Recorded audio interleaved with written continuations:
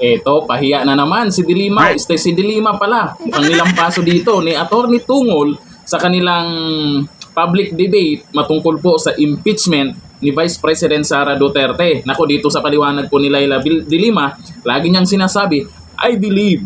I believe. Ba't narinig ko yung mga sinasabing I believe ba?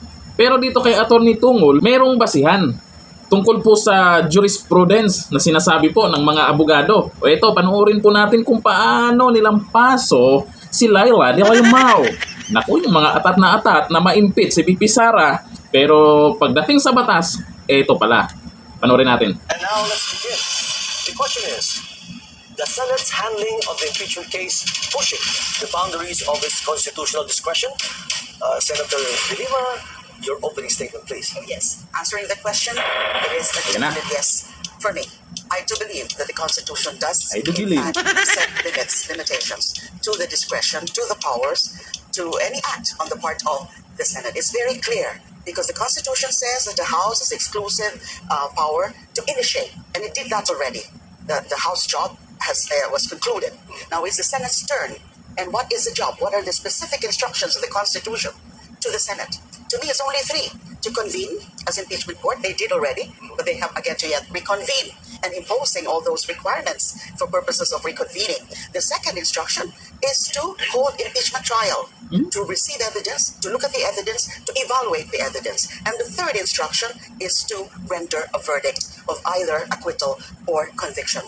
No other verdict, so to speak, can be rendered by the Senate as an impeachment court. In other words, to me, reading both the Constitution and the very rules of impeachment adopted by the Senate, what we have is that 2011, with the resolution number 39, that was during the time of Senate President Enrile, which was adopted for the trial of former CJ Corona.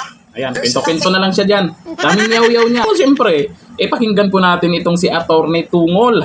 Kung ano yung paliwanag niya tungkol sa impeachment na yan. Ano ba naman yan? Dapat hindi na ituloy yan. Daming problema ng bansa. O ito, kay Atty. Tungol, pakinggan natin. Laila. Now let's turn to Attorney Red. Your opening statement. The action of the court is actually sanctioned by the Constitution. The express power to solely try and decide a case is given by Article 13, Section 3, number 6 of the provision of the Constitution. However, we always forget that for any court, based on the case of Defensor Santiago versus Vasquez, there are also inherent powers. It's not only the implied or express powers that is given to a court, there are inherent powers. And one of the inherent powers of the court under the case of Bilag versus II is to first determine whether or not it has jurisdiction over the subject matter presented before it.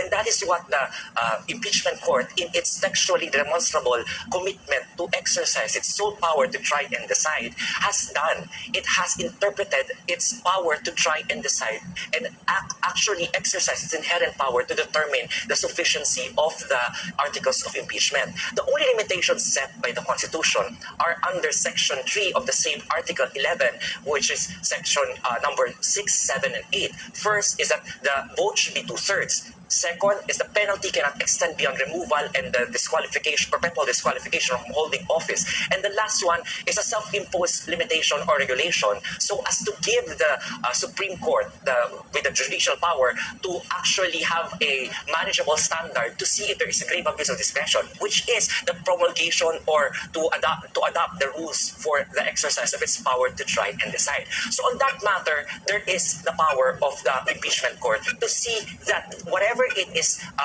trying in front of it has basis in law. Okay. Mukhang maganda-ganda pa yung paliwanag dyan ni Atty. Tungol tungkol po dyan sa impeachment. Yung iba kasi pipilitin pa ni may questionable naman. At yung mga senator judges, may karapatan naman talagang gagawin nila na i-dismiss kung mayroon kung questionable naman. Yung iba kasi dyan, gustong matuloy pa rin ang impeachment, hindi Sara. Atat na atat sila. Pero, iilan lang sila. Isa na ito, si Laila Dilima. At least ito, meron pong tagapagsalita ang Senado tungkol po dyan sa impeachment. Yan po ang maganda dyan kasi sa kabila kasi yaw-yaw ng yaw-yaw sila.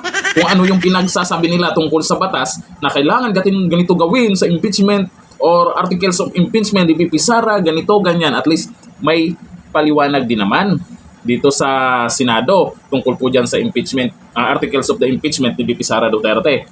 Kaya bandang uli, kahit anong yayaw ni Dilima ay may kukontra sa kanila.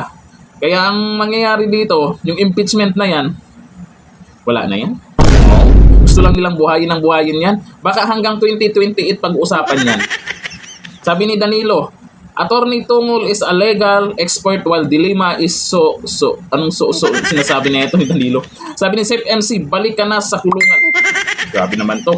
Sabi ni Robert Aguirre, para sa'yo lang pala yung paniniwala. Para sa'yo lang. Kasi I do believe. I believe. Ay, hindi laging narinig kay Dilima eh.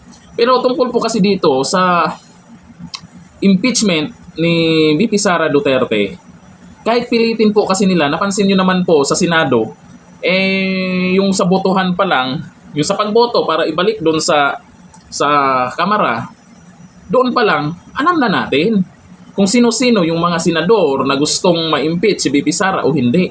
Kasi hindi natin pwedeng masabi na dapat walang bias, dapat walang ganon. Wala eh. Ganon talaga sa Pilipinas. Ganon talaga pagdating sa politika. Merong kampi-kampihan talaga. Ang problema kasi dito, sa iba nating mga, yung galit sa mga Duterte, wala na silang ibang iniisip. Kagaya niyan, congresswoman na pala yan. At iba pang mga congressman. Wala nang ibang iniisip kundi Duterte, Duterte, Duterte. Kung gumawa kayo ng batas dyan, puro kayo Duterte, ipinili din naman ng taong bayan yan. Kung sa tingin ng taong bayan na may ginawang hindi maganda, itong si Vice President Sara Duterte at ibang mga Duterte, siguro naman matalino po itong mga butante natin. Malamang hindi na po nila susuportahan ang mga Duterte kung totoong gumagawa ng kalokohan ng mga yan. Yung nakikita kasi ng karamihan yung serbisyo at pamamaraan ng mga Duterte ang nagustuhan. Kaya gusto nila sila yung nandyan. Kaya gusto nila Duterte ang nandyan. Kaya maraming nagsasabi ngayon na gusto nila sa 2028 Duterte ang maging Pangulo. Sino yung boboto? Taong bayan man, hindi naman kayo. Ito sana ang maganda sa mga congressman o yung mga nangangarap dyan na maging Pangulo. Lamangan nyo kung ano yung nagawa ng mga Duterte para kayo yung suportahan o kayo yung iboto ng mga tao. Ang nangyayari kasi, habang nagtatrabaho si VP Sara Duterte, habang sinusuportahan yung panawagan ng ibang mga kababayan po natin, lalo na mga OFW, di ba? May mga panawagan sila sa gobyerno, minsan pumupunta si VP Sara Duterte para suportahan. Pero ang ginagawa nyo, banat ng banat lang, di magtrabaho lang din kayo. Hindi naman kayo mananalo kung si VP Sara ay siraan nyo. Impeachment? Pag napa-impeach nyo si VP Sara, sure ba kayo na kayo ang mananalo sa 2028? Nako, may ibang Duterte dyan. Kahit sinong Duterte, hindi nyo kayang tapatan. Dito lang, thank you. Bye-bye.